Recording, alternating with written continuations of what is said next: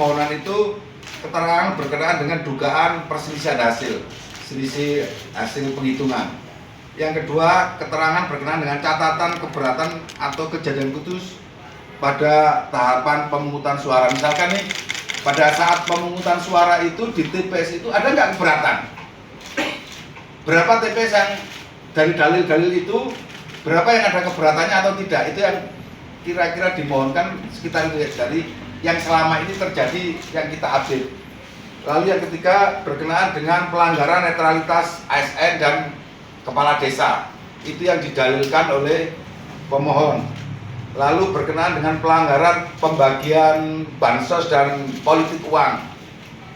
Yang kelima, berkenaan dengan pelanggaran yang terjadi secara terstruktur, sistemik, dan masif. Jadi dalil-dalil pemohon itu kalau tidak mencapai ambang batas, dia bisa melakukan terhadap pelanggaran yang bersifat terstruktur, sistemik, dan masif. Jadi yang sudah terjadi dalam permohonan pemohon.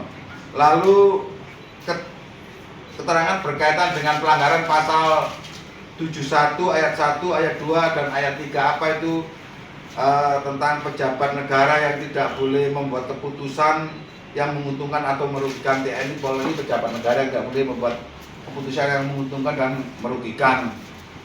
Mutasi pejabat 6 bulan sebelum penetapan. Program dan jadwal yang dilakukan oleh gubernur, wakil gubernur yang jadi pasangan calon 6 bulan sebelum penetapan. Itu yang banyak didalilkan, penyalahgunaan kewenangan dan mutasi. Yang 7, keterangan berkenaan dan dugaan pelanggaran persyaratan calon.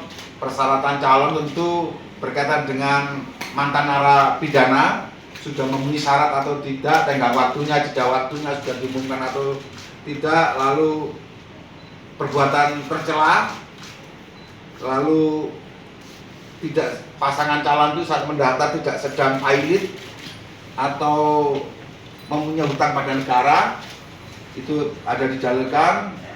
Yang terakhir itu belum pernah menjadi gubernur, wakil gubernur, bupati, dan wakil bupati di daerah lain.